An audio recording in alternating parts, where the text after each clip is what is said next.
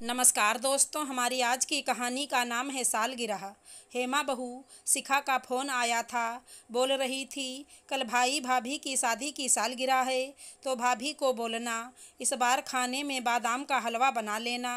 हेमा की सास उषा जी ने कहा, एक काम करना, 30 लोगों के हिसाब से अभी बादाम भिगो दे, शाम को पीस लेना। उषा जी हेमा को निर्देश दे रही थी।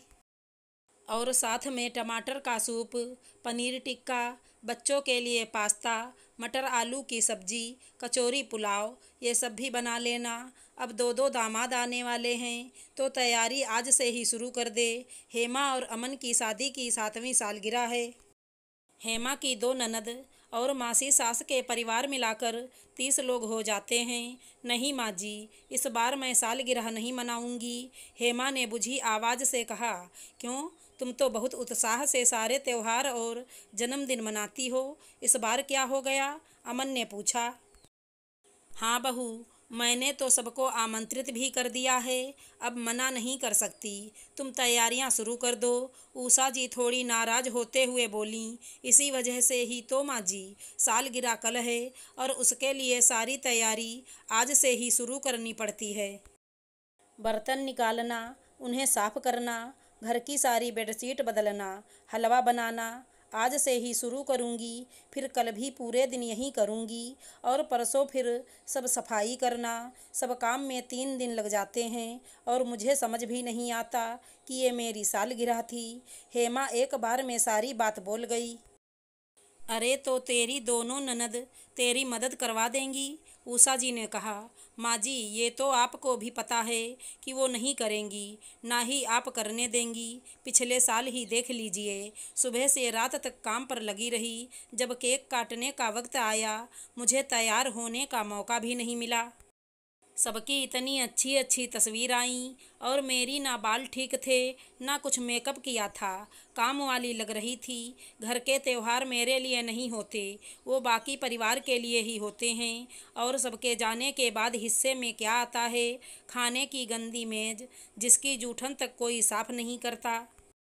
और सिंक में पड़े बर्तनों का ढेर, जिसे देखकर ही चक्कर आने लगते हैं। पूरी रसोई साफ करके सोने में ही रात के 1-2 बज जाते हैं और मेरे 12। हेमा रुआसी हो रही थी। इस बार मैंने सोच लिया, इस बार मैं आराम से साधारण तरीके से अपनी सालगिरह मनाऊंगी, हेमा ने कहा।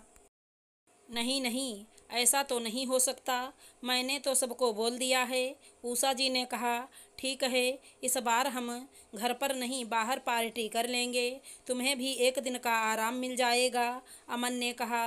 नहीं नहीं, बाहर नहीं जाना मुझे, बाहर खर्चा बहुत हो जाएगा, हेमा ने कहा। बहू, तुम्हें बाहर भी नहीं जाना, घर पर भी नहीं करना, चाहती क्या हो? बस थोड़ी सी मदद, सब काम एक पर ही ना डाल दिया जाए। अब मैं मेहमानों से उम्मीद नहीं रख सकती, कम से कम आप तो मेरी मदद कर ही सकती हैं, और नहीं तो एक काम वाली ही रख दीजिए, हेमा ने कहा। ठीक है बहू, मैंने सोच लिया है कल क्या करना है।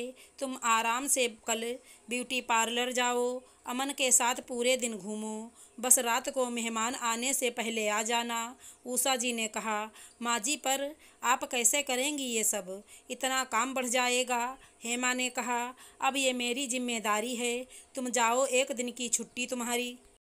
अगले दिन शाम को हेमा घूम कर लौटती है। देखती है सारी तैयारियां हो चुकी हैं। महाराज जी ने रसोई की जिम्मेदारी संभाल रखी है। साथ ही दोनों ननद भी गुब्बारे फुलाने और घर की सजावट में लगी हैं। एक बाई भी है जो बर्तन साफ कर रही है। हेमा का ध्यान एक बड़े से बॉक्स पर गया जिसे गिफ्ट रैप किया हुआ था। जाओ बहू, आज अच्छे से दुल्हन की तरह तैयार हो जाओ। और अमन, तू भी तैयार होकर आ, केक काटने का वक्त हो रहा है। हेमा आज बहुत सुंदर लग रही थी। 7 साल में पहली बार अपनी सालगिरह पर वो इतनी अच्छी तरह से तैयार हुई थी, बिना किसी काम की चिंता के। वरना तो हर साल दूसरों की खातिरदारी में लगी रहती थी। जब सभी ने उपहार दिया तब उषा जी ने वो बॉक्स को खोलने के लिए हेमा को कहा। हेमा बड़े उत्साह से खोल रही थी। देखा, ये तो डिशवाशर है, बर्तन धोने की मशीन। माँ जी, ये, हेमा ने पूछा, ये तुम्हारे लिए है? उस दिन तुमने सही कहा था, चाहे कोई भी त्योहार हो, बहुओं के हिस्से में जूठे बर्तन ही आते हैं। उसी दिन मैंने सोच लिया था मुझे मेरी बहू को क्या तोहफा देना है। उषा जी ने कहा। वहाँ खड़े सभी तालियां बजाने लगे और सास बहू की आपसी समझ की तारीफ करने लगे। आशा करती हूँ हमारी कहानी अच्छी लगी होगी। धन्यवाद दोस्तों।